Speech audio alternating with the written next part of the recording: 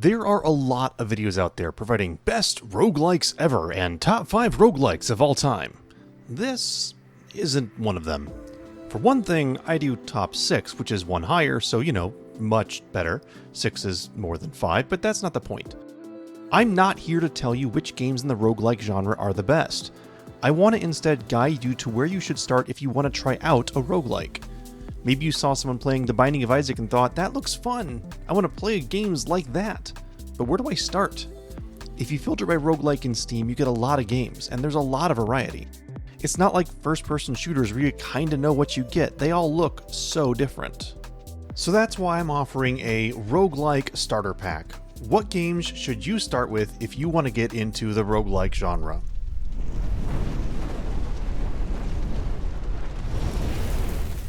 But first, a brief pause here. Now, please spare me the pure roguelike comments. I'm not talking about traditional roguelikes here. Yes, these are roguelite or roguelike-like, but these are the types of games that people want to play when they search for roguelikes, for the most part. But since you brought it up, what is it that makes a roguelike a roguelike? If you head over to the roguelike subreddit, and note if you do, please don't bring up any of the games I'm going to talk about in this video here because you'll get a "that's not a roguelike" over and over. Common usage of the term has changed a bit from the original meaning. I mean, this happens in linguistics all the time. But anyways, if you ask the roguelike subreddit what the definition of a roguelike is, it will take from 0 to 1 comments before someone brings up the Berlin interpretation of roguelikes. This is the hard and fast definition of the elements that need to be found in any traditional roguelike game. Let's take a quick look at the list just so we have a frame of reference for our games here. There are 9 elements. Most of them are fairly self-explanatory. Non-modal, though, means that every action should be available at every point in the game, which is essentially the opposite of a Metroid and progression-style game where you learn new skills and power-ups along the way that open new areas. Complexity is referring to the fact that there just needs to be multiple paths to victory. Sorry, puzzle games, not your style. And hack and slash just means that you need to fight and kill monsters or enemies of some sort. I'm not wanting to make a video about the pros or cons of having such a tight definition, but if you stick to it, it becomes very hard to make a game that isn't like every other roguelike game in the genre. Most pure traditional roguelikes end up feeling like clones of themselves because they stick so tightly to this very rigid definition. What we are going to be talking about today instead are games that took their inspiration from Rogue and many of these elements, but did not stick to them strictly just to make friends on a specific subreddit. This is otherwise what would be classified as a roguelite, as I said before, but honestly almost nobody knows that unless they've been around the games long enough. All of that out of the way, and yes, I spent a lot more time talking about this than I wanted to. What are the best non-traditional roguelikes or roguelites to check out if you want to get familiar with the games in the genre? Now, if you are a huge roguelike fan and you came in here, you're going to see a surprising omission. I'm not including The Binding of Isaac in this list. Now, please understand that if I was doing a top 6 list of roguelikes, Isaac would be in that list. But this is for where to get started. Isaac is daunting for new players, and even seasoned veterans often play with mods to add quality of life options and overall enhance the gameplay. Due to these reasons, it's not in my proverbial welcome basket of 6 games. So what is on the list? I'm not going to make a here's the first, here's the second to start with. I'm just going to create them in no particular order. I'll highlight what about each game makes them a good starter roguelike game, and you decide from there which one you want to pick up. Okay, first game on the list, Rogue Legacy. Rogue Legacy probably won't make many of the best of all times lists, but almost everyone who loves the genre has played and loved this game. For me, it was actually a game that made me interested in the genre in the first place. Rogue Legacy is one of the older games in my library of roguelikes. It was developed by Celador Games and released back in June of 2013, way before the zombie apocalypse set in and we all learned to hate Zoom meetings. But this game still holds up today and is worth picking up and playing. Taking a look back at the Berlin list, Rogue Legacy does a solid 6-ish of 9 elements. Permadeath has a slight catch on it that I'll get to in a second. Non-modal gameplay is not quite there, as skills such as double jumps and dashes are unlockable via runes that you pick up as random drops in the game. Also, the turn-based combat is exchanged for real-time combat, and the top-down grid is exchanged for a platformer. Now, I did mention permadeath before, and this is actually what makes this game fall on the list as a starter roguelike game. Permadeath is something that is hard for a lot of new players in the genre to get behind. We've been conditioned as gamers that when we hit certain milestones, or gain certain abilities, or beat certain bosses, that our progress is saved. But with roguelikes, that's just simply not the case. You die, and you start it all over again. You only beat the game by actually getting better at the game. That's actually the appeal for many lovers of the genre. Rogue Legacy does it differently. When you die, you lose all your progress in the game, except for defeated bosses actually stay dead. The castle will regenerate with a new layout and all that, but you save your gold. And honestly, I don't know how you save your gold, but you save your gold! Your gold is then used to upgrade your character, buy equipment, and help you progress in the game further. Now note, you can beat this game without doing any of this progression, but your deaths still accomplish something in Rogue Legacy. Yes, you will get better. If you come back after beating the game the first time on a fresh file, you'll find you can get a lot farther than you did your first time into the game because you got better at the game. You just won't be as OP as you were on that previous save file.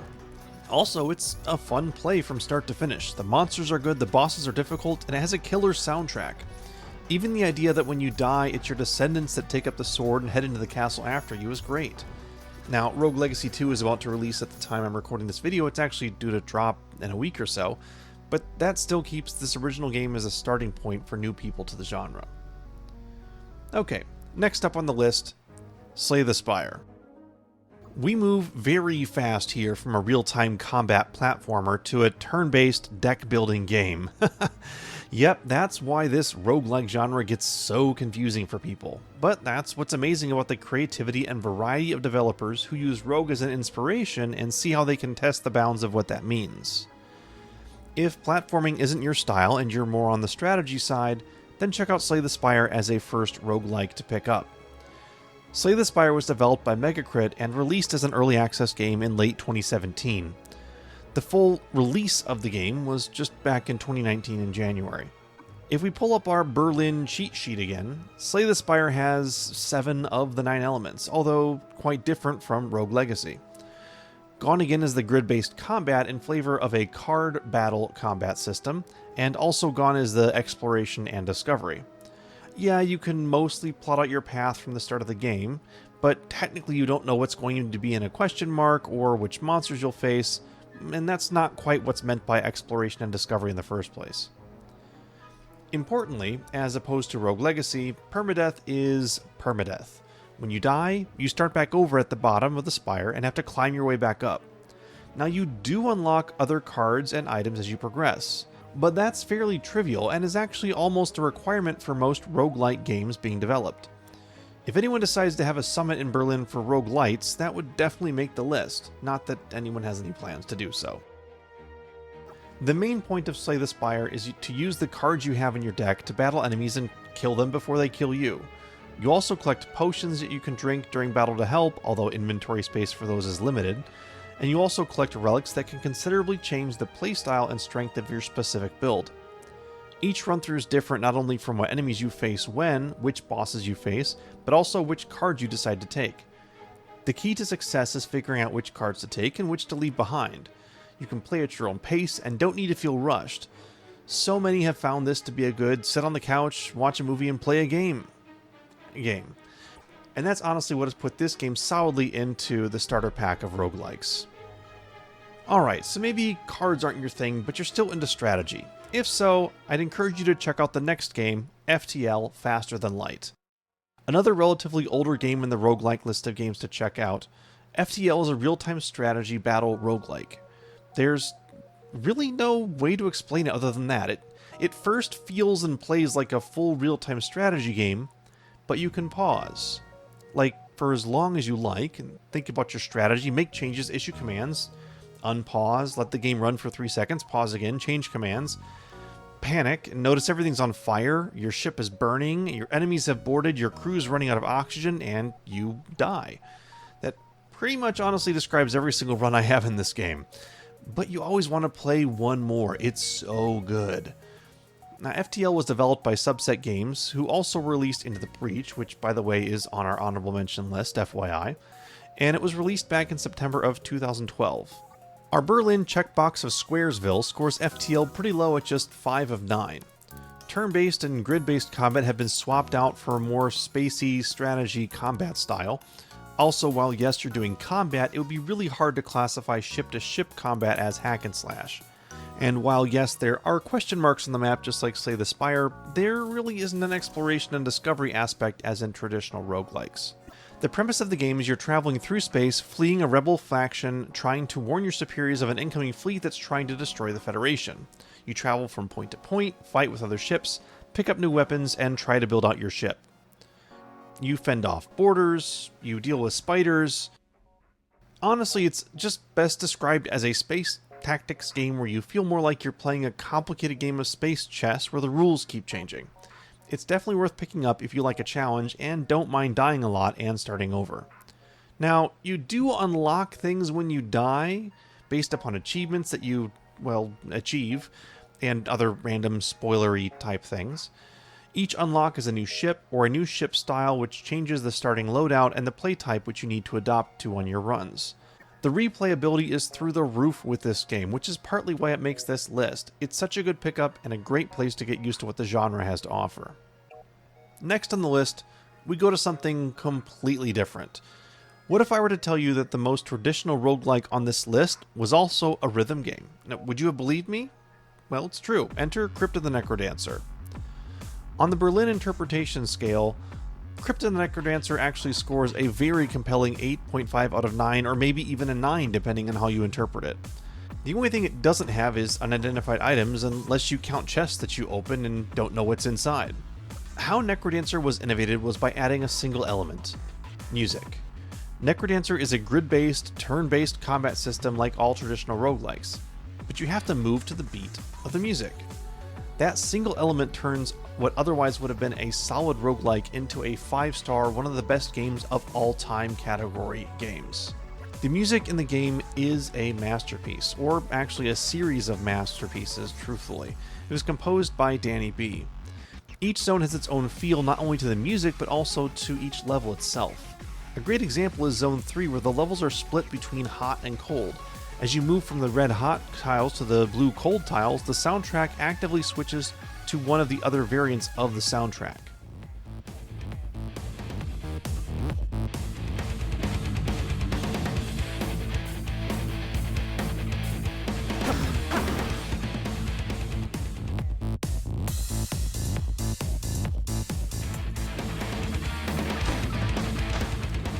But what makes this game great to pick up for newbies? Well, you don't have to play the game in a single shot if you don't want to.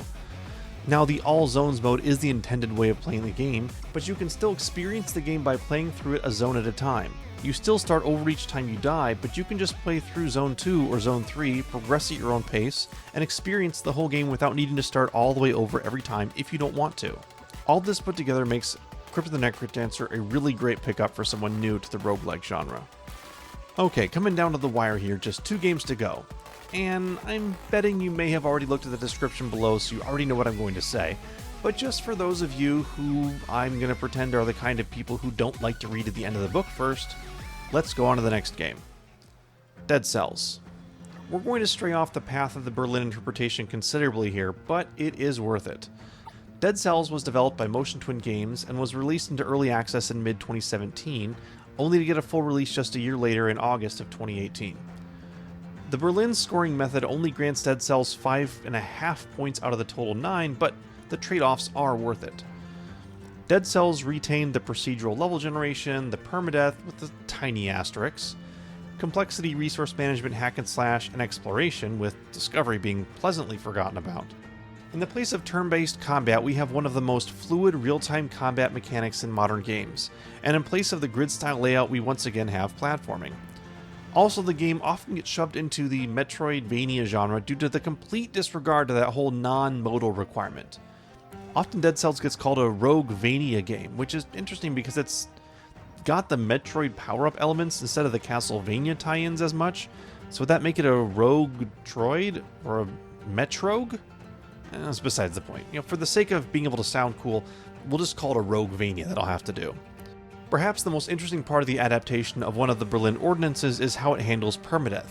you start off as some kind of ooze or slime that is clearly the soul of something deceased or something like that. You occupy a dead body laying around, and voila, you are the beheaded, you are a protagonist. Now, I don't want to spoiler you here on the lore or anything, but every time you die, you just ooze out, go back to start, and occupy the new body, which, oddly enough, looks just like the original one. But, never mind. Again, spoilers, am I right? Needless to say, there's an explanation that happens for when you die. This is a mechanic that is getting more and more common in modern roguelike games. Instead of just flashing a game over screen and having you restart a new run, the death actually fits into the lore of the story somehow. This is becoming a great point of creativity in more recent roguelikes that has led to some fascinating gameplay that doesn't rip you out of the game when you die. One game that's on the honorable mention category for this specific reason would be Void Bastards, which is a great first-person shooter roguelike all on its own. It takes advantage of this death mechanic woven into the story. I won't get into it here, but it's definitely worth checking out for this reason alone.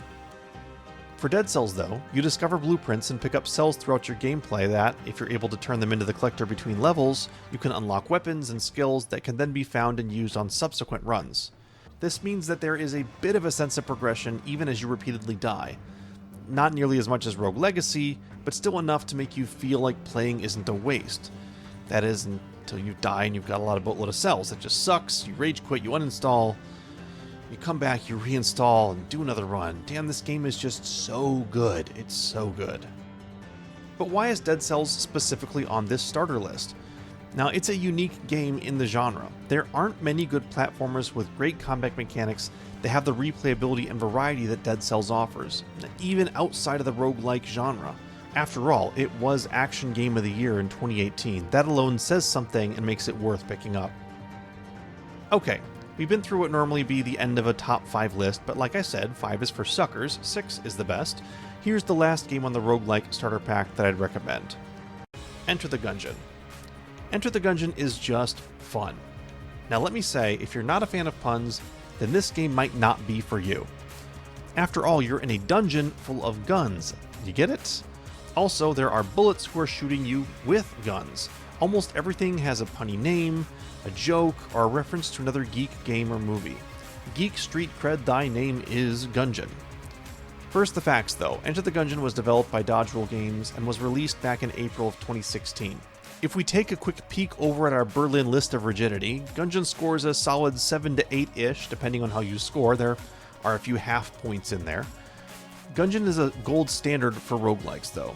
Honestly, if I ever made my lazy interpretation of roguelikes, Gungeon would probably score of 8 out of 8. I'd have 8 points just to be different from the Berlin list of scrupulousness, just FYI. Gungeon keeps the procedural level generation and permadeath. Again, you unlock items when you die, but you always start over from scratch. Kinda get grid-based, but not turn-based. Non-modal gameplay, complexity, resource management, hack and slash, and exploration. Maybe a bit of discovery. It depends on how you want to rate chests you have to open with a key that may have nothing in it at all that you want. The main thing they gave up was handing over the turn-based combat system for a bullet hell system. Specifically, this is a twin-stick shooter. You find guns and items along the way to build yourself up to be stronger, or to just die because you didn't see a pit or spikes or couldn't dodge something. But you can pet the doggo, so of course we have a natural winner here. Seriously though, why is this game on the list? Well, because it's one of the best examples of what encompasses all other non-traditional roguelike games. Only maybe Binding of Isaac seems to have more influence in this category, and I'm only not including that one because the complexity in Isaac is much too high for someone completely new to the genre. In Gungeon, you start with 4 different characters to choose from who have different starting weapons and traits, which provide some versatility while you're learning the game and die a lot early on. There is a lot to unlock and a lot to explore as you seek to kill each character's past and get to the harder bosses in the later chambers of the game. Mostly though, the humor and art style of the game makes it accessible and to any interested in getting such a good sense of what the roguelike genre is all about. And I'd highly recommend it, even if I suck at it, like really bad. I have over 100 hours in this game and I'm really bad at it, but it's still fun to play, and maybe that's the point. You don't have to be good at Gungeon to love it. Most people who pick up the game love it from the start, even when they aren't getting very far, and that's a testament to why this game deserves the anchor position in my Roguelike Starter Pack. Well, that about does it. If you're still here and paying attention, then thank you for listening. And if you're still here and not paying attention, then wake up! You're probably late for your class! Anyways, if you like what you watched, please do subscribe. I will be making more videos diving deeper into the roguelike genre, as well as other tutorials and playthroughs. Also check me out on Twitch, the link is in the description. And thanks again, and take care until next time.